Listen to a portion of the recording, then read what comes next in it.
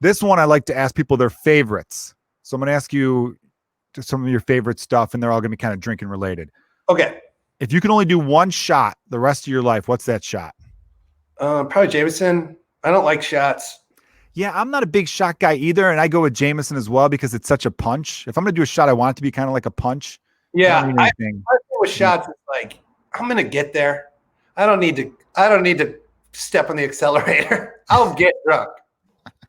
That's a great way to describe that. You don't need to hit the gas. All right, perfect. Mixed drink. If you could drink one mixed drink the rest of your life. Oh, I got into martinis. Do those count? Yeah, no, that's a cocktail. It's more like what's your favorite cocktail? A big cold shot. It really kind of is, dude. I used to though hate making. I used to bartend when I was like in my early 20s. I hated making martinis because the glass is so annoying. Because you got to like steady it, and I was always hungover bartending, so my hand was so shaky. Hated that, but no, it's a good drink. No, yeah, I didn't know I was into them until I was in Albany with Carl Hess doing comedy, and we went to like this bar. It was like the oldest like family owned bar in New York, and they just did. I'd never had like a fancy ass fucking martini where they chill the glass and then they throw it out, and I was like, this is fucking nuts. This is so good. So yeah, gin or vodka. I like vodka. Gin to me tastes like pine. Gin's pretty rough. Yeah.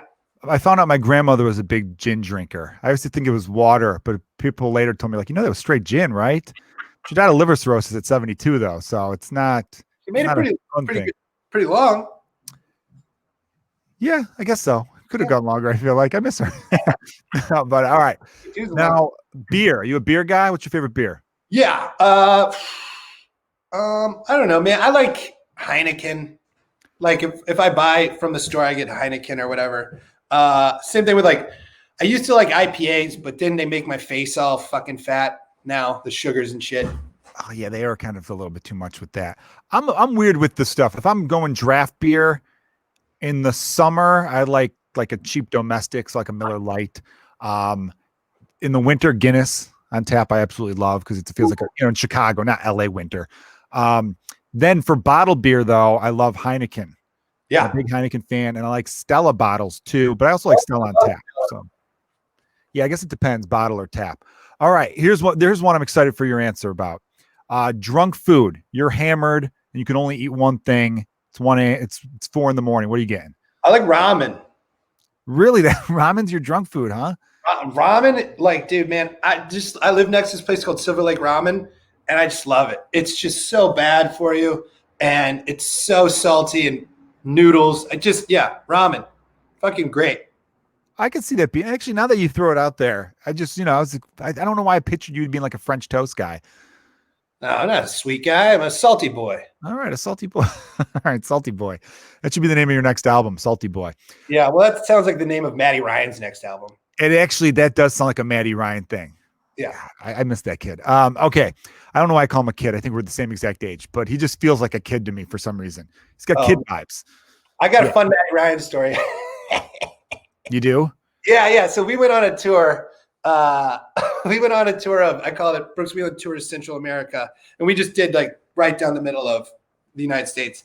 And we were doing some fucking boring ass cities. Like really just like, it's like, we're doing like fucking Hattiesburg, Mississippi, Mobile, Alabama, like fucking Lansing, Michigan in the winter, fucking north of Detroit, just a bunch of not that fun cities in the winter. And then we're rolling into Nashville. And like, that's like I've got friends in Nashville. My friend Patrick is the drummer in the Black Keys. He's like, yo, you should come through my studio. We're recording. He wasn't recording the Black Keys, recording a different band. And like, I'm like, cool. Right. Maddie's girlfriend, it was Maddie's 30th birthday, had set up they were going to surprise him at the hotel. Maddie's girlfriend, Maddie's sister, Maddie's mom. Don't tell him, but get him there. Okay. So I'm just like, dude, Nashville's going to be great. Like my other friends are in this band, the Kings of Leon. I'm like, I'm going to meet up with them later. And like, but we're going to go to Pat's studio first. And Maddie's so fucking amped. And we get there and I'm like, hey, surprise, your family's here. Happy birthday. And he was like, you motherfucker. You didn't tell me about this. I was like, I don't know what to say. He was like, God damn it. So they all went to eat at Applebee's or some shit. And then I went to Pat's recording studio. Like the only fun, and Matty was so angry. He's like, you need to tell me. You can't. I'm like, I was trying to be nice. I don't know what to tell you. I thought you would be surprised. I don't know what to say. We had very different fun. We had very different Nashville story. And then his mom came on tour with us for a little bit and she rocks. No, I've never met his mom. His sister's really cool though. And yeah, dude, that's why I didn't feel bad. I was like, they're fun. They rock. And, yeah. But you didn't take him to Disney World. Going to the studio was Disney World. Yeah. So you comes full circle. Yeah, he was so upset. All right, the last one of these, and then I got a little quick game. I like to end playing Fuck, Marry, Kill with people because I had to clear off all my DVDs because my wife was like, we need the space and we don't watch DVDs anymore. So I got a big bin of DVDs. I reach in at random, and then that's how I choose your Fuck, Marry, Kill contestants. Okay. But one more question of the drinking related stories, or drinking favorites, I should say. One historical person, doesn't have to be like political, or just one dead celebrity. If you could have one dead celebrity to get drunk with, who would it be? James Cook. He's my favorite explorer. That's a deep cut right there, because I feel like no one's really gone that. Red is fucking, I love The Age of Exploration, and then James Cook is the greatest explorer of all time because he was the only one who was in it for purely the science. There's a really good book called Further Than Any Man that you'd probably dig. I'll send you a link. Please do.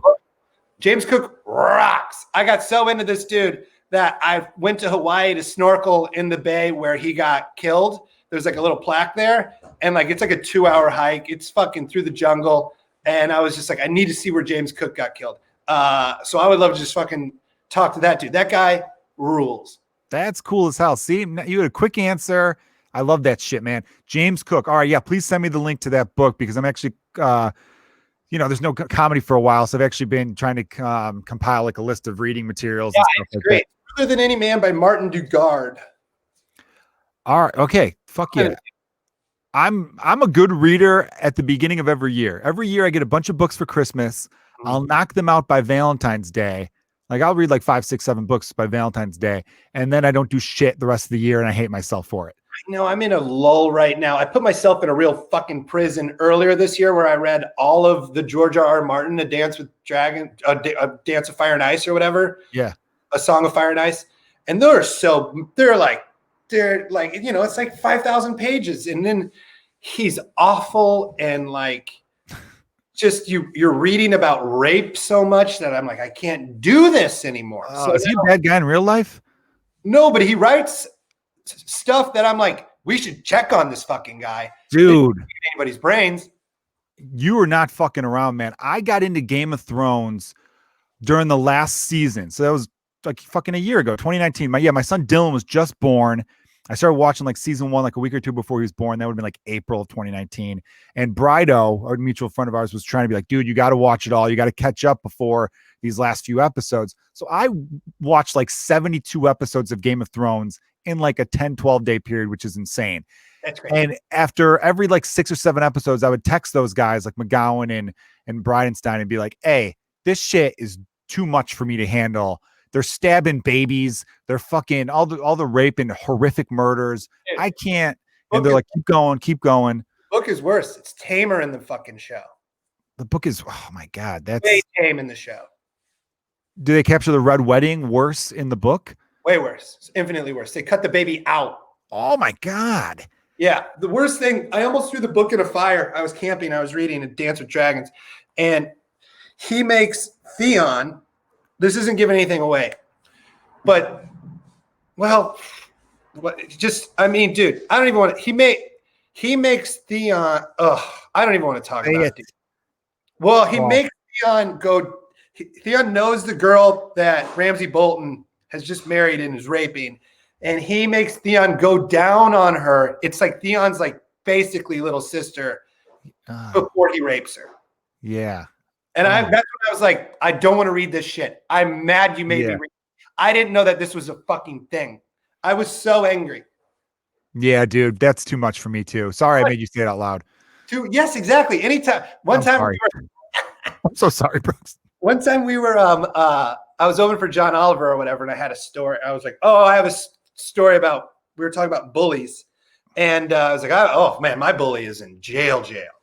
And they were like, tell us why. I was like, you don't want to know. And I'm not going to say why. And then finally they got it out of me, and they're all like, Jesus Christ. Oh my God. And then John Oliver was like, he's like, Brooks never shuts up.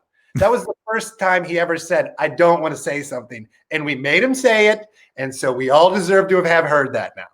Yeah, he's 100% right. Like, I want to ask you off air if it's that terrible. Yeah. Yeah, I'll tell you off air. It's too bad, man.